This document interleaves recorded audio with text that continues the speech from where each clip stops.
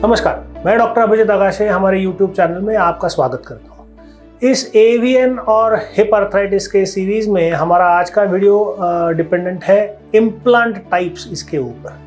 काफ़ी सारे लोगों में हिप में एवियन की वजह से, आर्थराइटिस की वजह से, पोस्ट ट्रॉमेटिक आर्थराइटिस की वजह से या सिक्विली ऑफ सेप्टिक आर्थराइटिस की वजह से जॉइंट खराब होना, जॉइंट डिस्ट्रॉय होना ये बहुत कॉमन है। लेट प्रेजेंटर्स ऑफ एवियन जिसमें आपको स्टेज 3, स्टेज 4 एवियन हो चुका है, इसमें भी जॉइंट रिप्लेसमेंट करना मैंडेटरी पार्ट है। काफ़ी पेशेंट्स में हिप रिप्लेसमेंट के लिए जो इम्प्लांट आपको बताए जाते हैं इसमें बहुत सारा कन्फ्यूजन है और पेशेंट्स पर्टिकुलरली जो नॉन मेडिकोज हैं उनको कन्फ्यूजन है कि हम लोग इस्तेमाल करें तो कौन सा जॉइंट इस्तेमाल करें। तो आज हम लोग हर एक टाइप के जॉइंट का पूरा एनालिसिस करेंगे। आपके लिए कौन सा जॉइंट करेक्ट है ये आपको भी डिसाइड करना है और आपके ट्रीटिंग डॉक्टर से भी सलाह मशवरत करनी है कि कौन सा हिप जॉइंट आपके लिए करेक्ट रहेगा। सो प्राइमरीली हिप रिप्लेसमेंट करने के लिए हमें जो दो चीज़ें लगती हैं उसे कहते हैं एसिटेबुलर कॉम्पोनेंट और फीमोरल कॉम्पोनेंट। अभी दो चीज़ों में एक इम्पॉर्टेंट पार्ट है कि ये हम लोग आपके हड्डी के ऊपर बिठाए कैसे, ये आपके हड्डी के ऊपर चिपकाए कैसे। तो प्राइमरीली एक चीज़ समझ लीजिए कि अगर आपको हिप रिप्लेसमेंट करना है तो आपको पहले डिसीजन लेना होगा कि आपको जो हड्डी के ऊपर बिठाना है या हड्डी के ऊपर चिपकाना है, उसके लिए आपको सीमेंट यूज़ करना है या सीमेंट नहीं यूज़ करना है। सीमेंट यूज़ करना या सीमेंट नहीं यूज़ करना काफ़ी बार आपके हाथ में नहीं होता। सीमेंट यूज़ करने की ज़रूरत जिनकी हड्डी वीक है, जिनके हड्डी में ताकत नहीं है, या बहुत ही सिंपल लैंग्वेज में बोला जाए तो जिनको ऑस्टियोपोरोसिस है उनको बिन अनसीमेंटेड इम्प्लांट करना मुश्किल है, क्योंकि मुझे प्राइमरी फिट जो हड्डी के अंदर उसमें ताकत मिलनी चाहिए वो मिलती नहीं है। सो प्राइमरीली हिप रिप्लेसमेंट में सीमेंटेड यूज़ करें या अनसीमेंटेड यूज़ करें, ये डिसीजन आप लेने से बेटर डिसीजन आपके डॉक्टर को लेना चाहिए, क्योंकि वो डिपेंड करेगा आपके हड्डी के टाइप के ऊपर, आपके हड्डी के ताकत के ऊपर, आपके हड्डी के डेंसिटी के ऊपर। पर्टिकुलरली इन पेशेंट्स जिनमें एज ज़्यादा है, लेडीज़ में जिनका एज 65 के ऊपर है, ऐसे पेशेंट्स में अनसीमेंटेड हिप रिप्लेसमेंट थोड़ा मुश्किल जाता है। क्यों? क्योंकि उनकी हड्डी की ताकत कम है। मैं अगर उसमें अनसीमेंटेड हिप यूज़ करूँ तो वो आगे जाके चिपकना या स्टेबल होना मुश्किल जाता है। मगर यंगर एज ग्रुप के पेशेंट्स में सीमेंटेड हिप रिप्लेसमेंट करने से बेटर अनसीमेंटेड हिप रिप्लेसमेंट अगर किया जाए तो उसका लॉन्ग टर्म इफेक्ट बहुत ज़्यादा अच्छा है। अनसीमेंटेड हिप रिप्लेसमेंट एल्डरलीज के साथ भी पॉसिबल है, मगर उसको थोड़े टेक्निक्स हम लोग बदलते हैं, थोड़ा इम्प्लांट कैटेगरी बदलते हैं और उसके साथ में अनसीमेंटेड इम्प्लांट यूज़ किया जा सकता है। ये तो पहली चीज़ मैंने बोल दी कि आपके हड्डी के ऊपर हम लोग चिपकाए कैसे, इसको सीमेंटेड या अनसीमेंटेड, ऐसे दो चीज़ों में मेजरली ये डिसीजन आपने लेने से बेटर आपके डॉक्टर ने लेना चाहिए। ये डिसीजन लेते वक्त सबसे इम्पॉर्टेंट चीज़ होती है आपके बोन का स्ट्रक्चर, आपकी बोन की स्ट्रेंथ, आपके बोन में हुआ ऑस्टियोपोरोसिस। मगर एक चीज़ आपको मालूम होना इम्पॉर्टेंट है कि अनसीमेंटेड इम्प्लांट्स थोड़े से सीमेंटेड इम्प्लांट से महंगे होते हैं। सो काफ़ी बार अगर पेशेंट्स के पास फाइनेंशियस छोटे हैं या कंस्ट्रेन है, कम है, तो हम लोगों को डिसीजन लेना पड़ता है even in younger patients also to use a cemented implant. अभी ये हो गया फिक्सेशन मोडालिटी कि कैसे हड्डी के ऊपर हम लोग चिपकाएं। इसमें बहुत ज़्यादा कन्फ्यूजन की चिंता नहीं है, इसमें बहुत ज़्यादा कन्फ्यूजन नहीं है, क्योंकि चॉइसेस दो ही हैं, एक तो सीमेंट यूज़ कीजिए, एक तो अनसीमेंटेड यूज़ कीजिए। जैसे मैंने बोला कि इसमें भी बहुत चॉइस आपके पास नहीं है, चॉइस आपके डॉक्टर ने करना है कि सीमेंटेड यूज़ करना है या अनसीमेंटेड यूज़ करना है। रियल कन्फ्यूजन इसके आगे है। एक बार आपने डिसीजन ले लिया है कि आपको सीमेंटेड या अनसीमेंटेड यूज़ करना है, उसके आगे जो चीज़ आएगा उसको बोलते हैं बेयरिंग सरफेस, यानी एक्चुअली जो जॉइंट एक दूसरे के ऊपर चलने वाला है, जो जॉइंट एक दूसरे के ऊपर घिसने वाला है, वहाँ पे हम लोग कौन सा जॉइंट यूज़ करें। इसमें काफ़ी सारे टाइप के जॉइंट्स अवेलेबल है, काफ़ी अलग अलग किस्म के जॉइंट अवेलेबल है। सो हम लोग बहुत सिंपल इसमें इसको डिवाइड करते हैं। हम लोग 4 टाइप के इम्प्लांट देखेंगे। हर एक टाइप के इम्प्लांट का फ़ायदा क्या है, हर एक टाइप के इम्प्लांट का नुकसान क्या है, और ये इम्प्लांट किस एज ग्रुप में किस लोगों ने यूज़ करना चाहिए, और वो इम्प्लांट के साथ आपको क्या प्रिकॉशंस लेनी चाहिए, ये भी चीज़ देखेंगे। सबसे पहले जो इम्प्लांट आता है उसको बोलते हैं metal on poly. Metal on poly का मतलब क्या है? एक साइड को आपके मेटल का हेड है, अगर आप देखें तो ये मेटल का हेड है। मेटल के हेड के ऊपर आपको आएगा प्लास्टिक का पॉलीइथिलीन कंपोनेंट। अभी इसको जो बोलते हैं पॉलीइथिलीन यानी प्लास्टिक, पॉलीइथिलीन कंपोनेंट के ऊपर आएगा आपका हेड, जो हेड रहेगा मेटल का। इसका फ़ायदा क्या है? It is a time tested device. इसको यूज़ करने को मोर देन 50 ईयर्स हो गए। ये चीज़ ह्यूमन बॉडी में यूज़ किया जा रहा है और इसका लॉन्ग टर्म सर्वाइवल डेटा हमारे पास पूरा का पूरा मौजूद है। मगर इसके कुछ डिसएडवांटेजेस भी हैं। सबसे इम्पॉर्टेंट डिसएडवांटेज, इसका सर्वाइवल अच्छा नहीं है। ये जॉइंट ज़्यादा दिन आपको चलेगा नहीं। Average life expectancy of a metal on poly वो अंदाजन से 15 साल ही होगा। दूसरा इम्पॉर्टेंट पार्ट वो है आपका हेड का साइज। अगर मैं आपको दो चीज़ें दिखाऊं, अगर मैं आपको ये दो हेड्स दिखाऊं तो आपको बहुत ही आसानी से समझ में आएगा कि हेड बहुत छोटा है, कंपैरेटिवली ये हेड बहुत बड़ा है। ये हेड आपको स्टील जैसा दिख रहा है मगर ये हेड पिंक कलर का दिख रहा है। सो लार्जर हेड साइज, बड़ा बॉल का साइज, हेड का साइज लेना, ये मेटल हेड के साथ में लेना ज़्यादा डेंजरस है। क्यों? क्योंकि मेरे जो इंजीनियर दोस्त ये वीडियो देख रहे हैं उनको ये चीज़ बहुत ईजिली समझ में आएगी। ये जो वेयर होता है, ये जो घिसता है, ये घिसता मेटल नहीं है, घिसता पॉलीइथिलीन है। सो जितना बड़ा हेड उतना ज़्यादा पॉलीइथिलीन के साथ उसका फ्रिक्शन, और जितना ज़्यादा फ्रिक्शन उतना उसका वेयर कैरेक्टरिस्टिक्स बढ़ जाएंगे और ये हेड जल्दी और ये हिप जल्दी खराब हो जाएगा। इसलिए मेटल ऑन पॉली के इसमें दो डिसएडवांटेजेस हैं। फर्स्ट डिसएडवांटेज, वो ज़्यादा दिन तक टिकता नहीं है या ज़्यादा दिन तक चलता नहीं। दूसरा डिसएडवांटेज, हेड का साइज छोटा यूज़ करना पड़ता है। क्या फ़र्क पड़ता है हेड का साइज छोटा यूज़ करेंगे तो? हाँ, फ़र्क पड़ता है। क्या फ़र्क पड़ता है? सबसे पहला, रेंज ऑफ मूवमेंट। आपकी जो उसकी मूवमेंट होने वाली है वो पूरी 100% नॉर्मल के आजू बाजू करीब नहीं आएगी। क्यों? क्योंकि हमने जो ओरिजिनल हेड ह्यूमन बॉडी का था उसके साइज के कंपैरिजन में बहुत छोटा हेड अंदर डाल दिया। दूसरा disadvantage is chances of dislocation. Dislocation यानी क्या? अंदर ये जॉइंट बैठा है और ये जॉइंट सटक के बाहर आना, इसको बोलते हैं dislocation. Chances of dislocation are higher the amount of head that you use. जितना छोटा हेड आप यूज करोगे उतना चांसेस ऑफ डिसलोकेशन बढ़ेंगे। सो पहला जो हमने टाइप देखा उसे बोलते हैं metal on poly. Second type हम लोग देखेंगे उसको बोलते हैं सिरेमिक ऑन पॉली। अभी सिरेमिक ऑन पॉली यानी क्या? अभी ये मॉडल है, ये ओरिजिनल जो पहले मैंने दिखाया वो ओरिजिनल कंपोनेंट था, ये मॉडल है।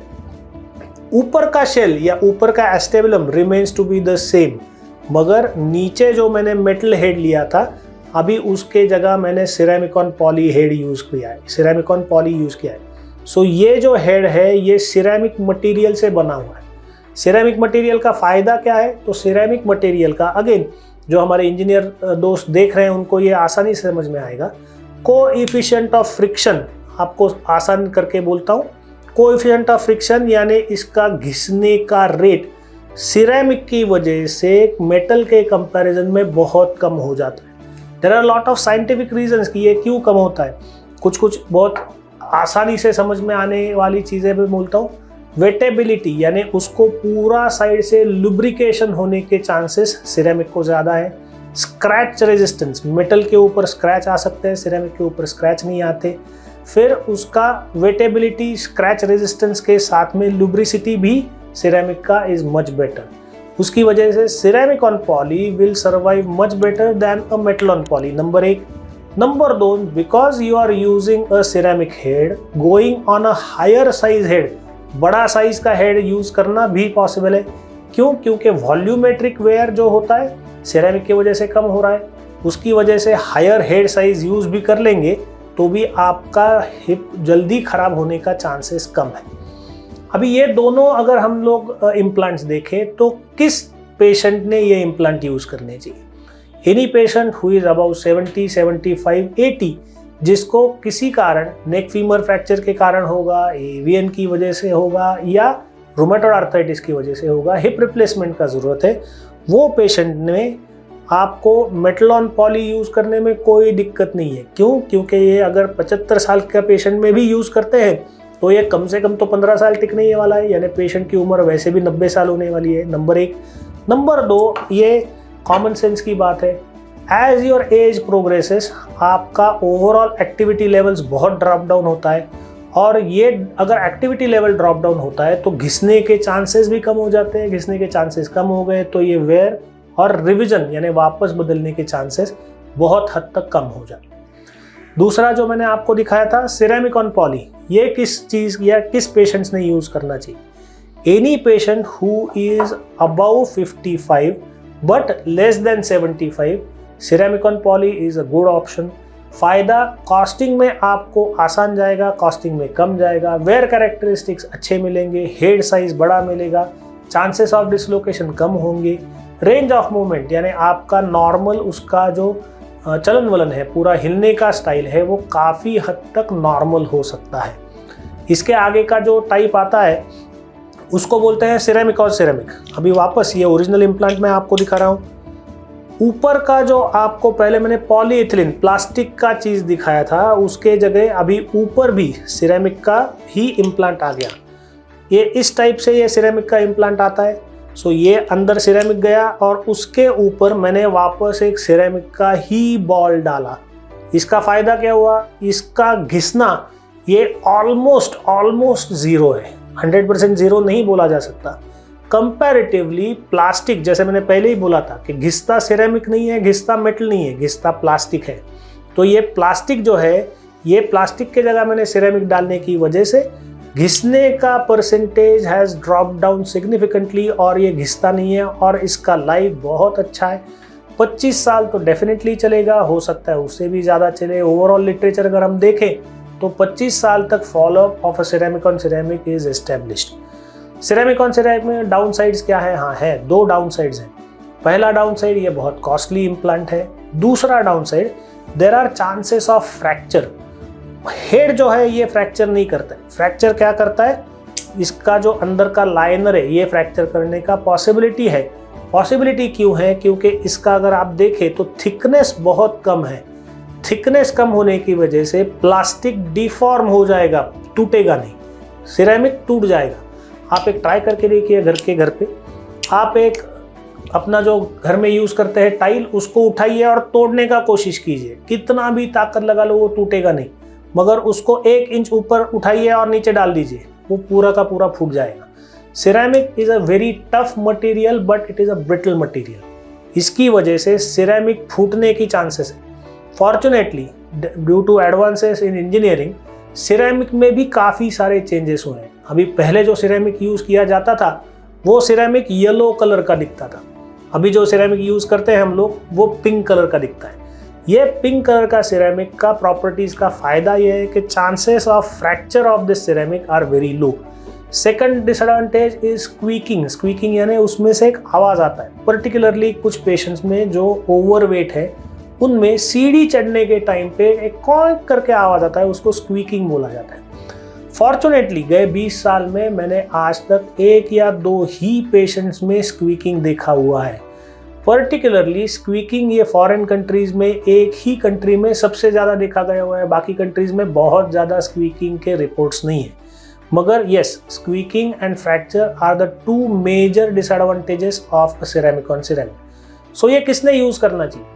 Any patient who is younger than 50 ideally should be going in for a ceramic on ceramic joint. क्यों? क्योंकि अगर ये जॉइंट मैं यूज़ करता हूँ तो आपको कम से कम 25 साल आपके हिप के बारे में कुछ टेंशन लेने की ज़रूरत नहीं है। हिप आपका 25 साल सर्वाइव करने वाला है। 50 साल का पेशेंट मैं आज हिप रिप्लेसमेंट करता हूँ तो 25 साल यानी 75 ईयर्स का हो गया। हो सकता है 75 की जगह 85 भी चल जाए। मगर यही अगर मैं 50 ईयर्स के पेशेंट में मेटलॉन पॉली यूज़ करता हूँ तो हो सकता है कि उसको 60 साल की उम्र होते होते ही ये प्लास्टिक घिस जाएगा, और प्लास्टिक घिसने की वजह से उसको रिविजन यानी वापस दूसरी बार हिप रिप्लेसमेंट करना पड़ सकता है। अभी लास्ट वाला इम्प्लांट है जिसे कहते हैं ड्यूअल मोबिलिटी। ड्यूअल मोबिलिटी का मतलब क्या है? सिंपल इंग्लिश टर्म में ड्यूअल यानी 2, मोबिलिटी यानी 2 जगह उसका मूवमेंट पॉसिबल है। ड्यूअल मोबिलिटी यानी दो जगह मूवमेंट पॉसिबल है। कैसा दो जगह मूवमेंट पॉसिबल है? अगर आप इस इम्प्लांट को देखें तो बहुत ही आसानी से आपको समझ में आ जाएगा। ये मुझे ऊपर वाला एस्टेबुलर शेल है, अगर ठीक से आप देखो तो इसके अंदर मैंने वापस एक मेटल का अंदर का सरफेस डाला हुआ है, उसके ऊपर एक प्लास्टिक का बड़ा सा बॉल आ रहा है और वो प्लास्टिक के बॉल के अंदर वापस एक छोटा सा सिरेमिक का बॉल आ रहा है। इसकी वजह से होगा क्या, जब भी ये जॉइंट अंदर जाएगा तो पहला मोमेंट होगा मेटल के या सिरेमिक के हेड और पॉलीइथिलीन के साथ में, और दूसरा मोमेंट आएगा अंदर के प्लास्टिक और शेल के साथ में। इसका फ़ायदा क्या है? सबसे इम्पोर्टेंट फ़ायदा इसका डिसलोकेशन रेट यानी सांधा जॉइंट सटकने की पॉसिबिलिटी ये बहुत ही ज़्यादा कम है। पालथी मार के बैठना ऑलमोस्ट 100% पॉसिबल है, बाकी के मोमेंट्स करना बहुत ही आसानी से पॉसिबल। मगर इसका अगेन एक बहुत बड़ा डिसएडवांटेज है। डिसएडवांटेज क्या है? मैं नीचे के तरफ जो यूज़ कर रहा हूँ वो मेटल है, उसके ऊपर मैंने प्लास्टिक डाला हुआ है, सो वॉल्यूमेट्रिक वेयर बहुत ज़्यादा बढ़ जाएगा, क्योंकि मेरा हिलने वाला जो प्लास्टिक का पोर्शन है वो बहुत बड़ा है और वो घिस रहा है एक साइड के ऊपर मेटल से और दूसरे साइड के ऊपर सिरेमिक से। सो वेयर मेरे दो जगह होने वाले हैं, एक ये सिरेमिक और पॉली के अंदर यहाँ पे, और एक ये पॉली और मेटल के अंदर यहाँ पे। सो आपको अगर ड्यूअल मोबिलिटी यूज़ करना है तो dual mobility with a ceramic head most of the times will not survive for a very long time. Usually 10-15 साल, 15 से 18 साल तक ये चल जाता है, मगर 18 साल के ऊपर चलना बहुत ही ज़्यादा मुश्किल है। तो ये किस पेशेंट्स ने यूज़ करना चाहिए? हाँ, ये भी हम लोग काफ़ी टाइम यूज़ करते हैं। तो ये यूज़ करना चाहिए जो पेशेंट्स में न्यूरोमस्कुलर प्रॉब्लम्स हैं, जिनमें ऑलरेडी कुछ तो भी मसल्स के इश्यूज़ हैं, उनको पैरालिसिस हो चुका है, उनको पोलियोमाइलाइटिस है, या उनको स्ट्रोक आ चुका है, जिसको हम हिंदी में लकवा बोलते हैं, लकवा आ चुका है, उसी पाँव का मुझे ऑपरेशन करना है।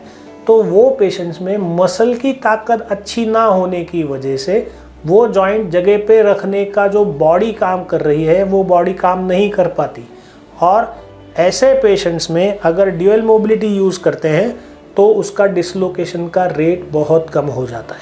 मगर अभी with a direct anterior approach ये भी कम हो जाता है, क्योंकि जिस पेशेंट में न्यूरोमस्कुलर प्रॉब्लम्स हैं उसमें अगर हम डायरेक्ट एंटीरियर अप्रोच से ऑपरेशन करें तो चांसेस ऑफ डिसलोकेशन तो वैसे भी कम हो रहे हैं। तो ऐसे पेशेंट्स में अगर हम लोग ड्यूअल मोबिलिटी यूज़ करेंगे तो we are increasing the risk of revision surgery, second time operation करने की चांसेस बढ़ते हैं। So those patients who are not good neuromuscularly, वो पेशेंट्स में हम लोग एल्डरलीज में 75 के ऊपर जो होंगे उनमें ड्यूअल मोबिलिटी सजेस्ट करते हैं। Yes, there is one more subset, एक ग्रुप पेशेंट्स का ऐसा भी है जिसमें हम लोग ड्यूअल मोबिलिटी यूज़ करने को बोलते हैं, जिसमें कंपैरेटिवली एज कम हो।